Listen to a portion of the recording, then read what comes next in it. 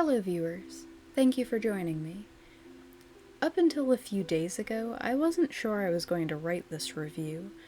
Here we are, so clearly the decision's been made, but Haibane Renmei was an interesting experience. Usually, I've got a pretty good idea what I want to say by the time I finish an anime. This time my thoughts were jumbled, and it took some extra time to organize them, but they're organized now, and you can expect this to be kind of vague, but still full of spoilers. Haibane Renmei starts with a girl having a dream of falling through the sky. Later, she hatches from a cocoon in an old dormitory occupied by human-like creatures with halos and wings, but no memories of who she is or where she came from. But she's assured that this is typical of Haibane, the name for the creatures she's joined. As tradition goes, new Haibane are named for the dream they had while in their cocoon, so they call her Rakka, after the word for falling. She's soon given a halo of her own, and wings sprout, very painfully, from her back. Rakka spends the first 5 episodes just settling into the town, which is surrounded by tall walls that no one, not even the regular residents, are allowed to pass through. There are traders who come and go, but they're not allowed to speak within the walls. There are designated interpreters who communicate through sign language, which is also treated like a closely guarded secret. So it's a very curious town, but it is also a very nice town. I love the feel of this setting.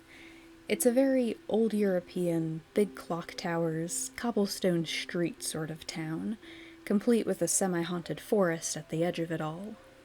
But the strange rules of the town aren't the only restrictions. The Haibane personally have a lot of rules to follow.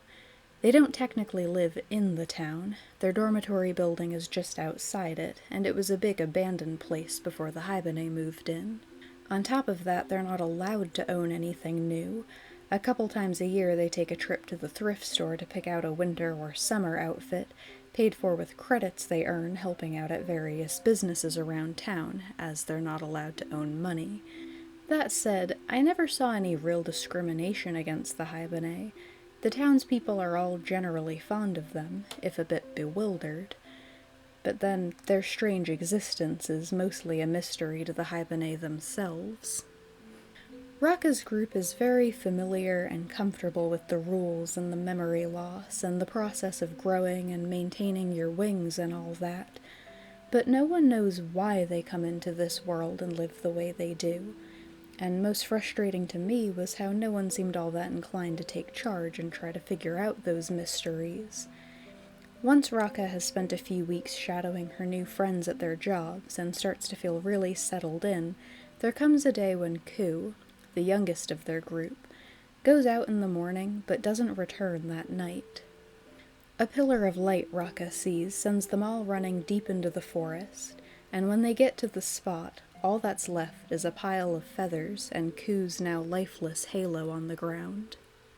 This is how Rakka learns about the last Haibane mystery, the day of flight.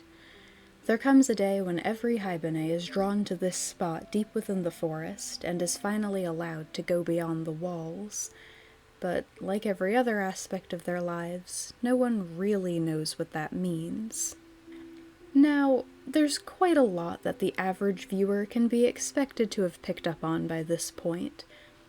The big thing, the word that hasn't been said, the word that I don't remember being said a single time during the entire anime, is that these strange creatures known as Haibane are clearly meant to resemble angels, and once you've made that connection, there are a lot of assumptions that can be made. The big one being that the previous lives they can't remember are literal previous lives, and when the Haibane hatch from their cocoons, they're being reborn. Though to be honest, that's still one of the biggest mysteries of this show for me. We get confirmation a little later on that their first lives did end in death, but their existence now doesn't really feel like an afterlife to me.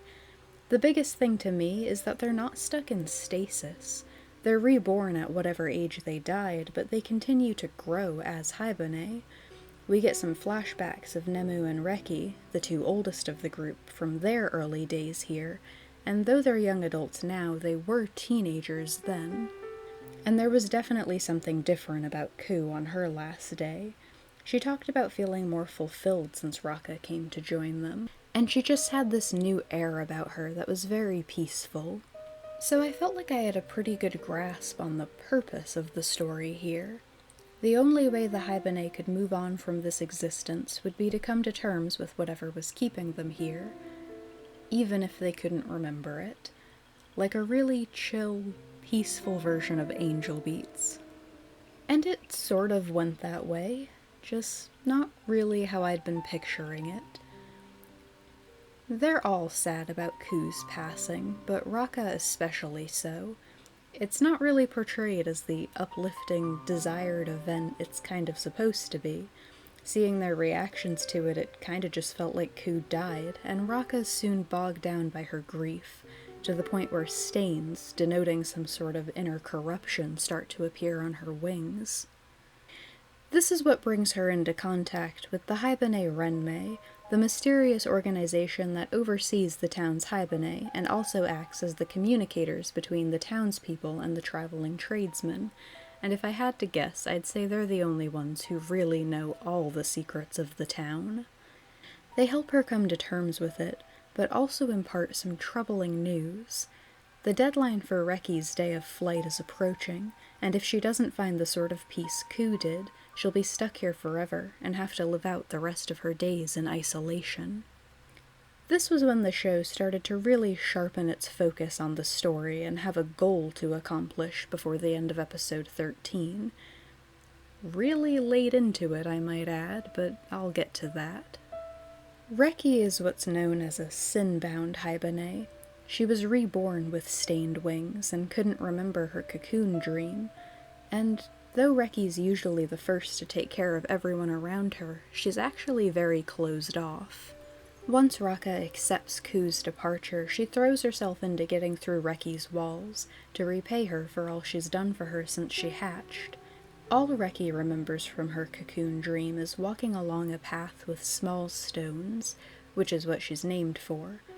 As she starts making amends and finding ways to say goodbye to the people she's soon to leave behind, one way or another, she does start opening up to them, until finally she remembers her cocoon dream was about how she died, committing suicide by walking along the train tracks.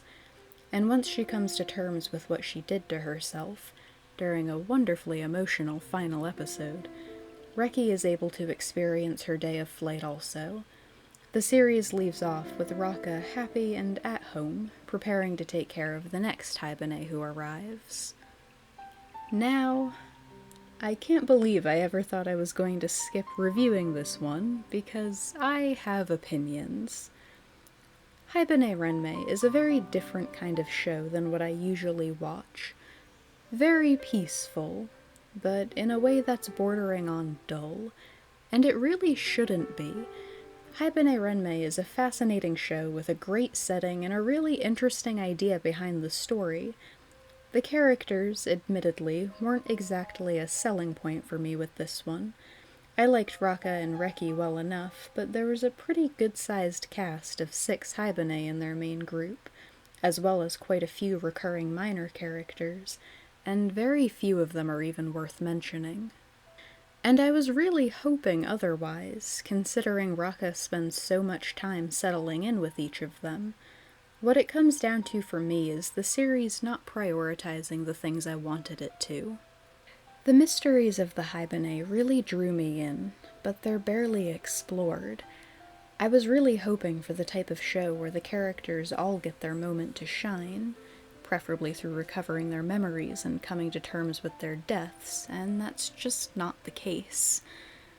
I suspected their cocoon dreams would reveal something about how each of them died, and I really did want to get a deeper look into each of them, so I will say that's one thing that left me disappointed by the end. It's the kind of series where everyone who watches it should walk away full of theories, because very little gets a concrete explanation by the end. And it's worth mentioning that Haibane Renmei doesn't feel like a show that tried to do something but failed. I think they made the series exactly as they wanted it to be. It's very non-specifically religious, and the most successful religions tend to be open to believer interpretation, and I'm just not big on that sort of thing, honestly. Like, I'm not saying everything should be cut and dry all the time. Some of the most fun I have with stories are looking deeper and finding connections between things the creators may not have intended, but they really stress that the Haibane's existence is full of mysteries, and even when Rakka starts questioning those blank spots in her knowledge, far later than I would have, the show doesn't really explore those mysteries. And personally, if you're going to make a mystery such a focal point of your story, I feel that mystery should be seen through to its answer. So, by no means is Haibane Renmei a bad show, but I wouldn't say it's for everyone. It's not completely for me, so if it sounds like I'm not exactly jumping to recommend this one, well, you've already heard my reasons. But they are subjective complaints. They may not be a problem for everyone, and I can't argue that it's a series that makes you think, which is always a plus to me. Also, having first aired in 2002, Haibane Renmei has crossed that line into being a classic, and it does have that nice hand-drawn feel to it that so many people love. So, though I don't see myself revisiting this series, I hope I've left you with everything you need to decide whether you want to see it for yourself. Thank you for watching.